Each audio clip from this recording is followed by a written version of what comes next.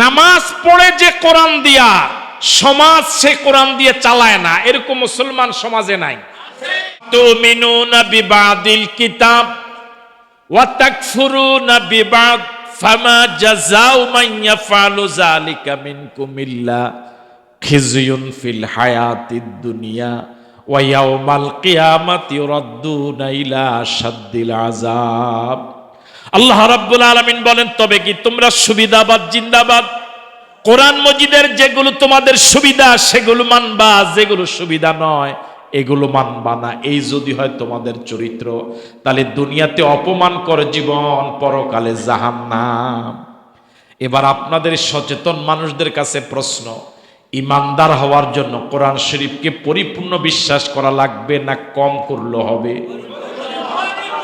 সবাই তো বলেন নাই। এই কোরআন শরীফের কিছু বাদ দেওয়ার কি সুযোগ আছে?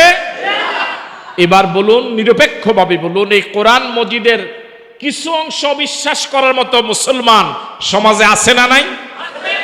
আর আসতে বলেন, নামাজ পড়ে যে কোরআন দিয়া সমাজ সে কোরআন দিয়ে চালায় না, এরকম মুসলমান সমাজে নাই। থাকলে আপনাদের বড় কুলে নাই।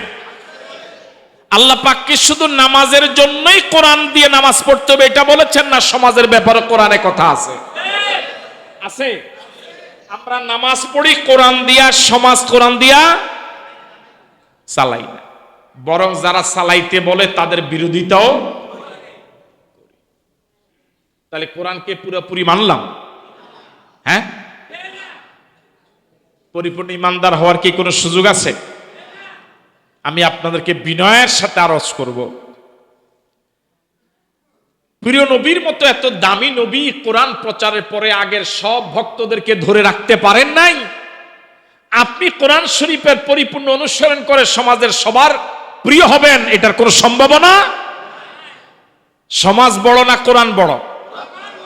আপনি কোরআন ধরে রাখতে গিয়ে যদি সমাজ ছেড়ে দেওয়া লাগে, সমাজ ছেড়ে দিব অথবা সমাজ আমাকে ছেড়ে দিবে, কিন্তু কোরআন ছাড়া যাবে না।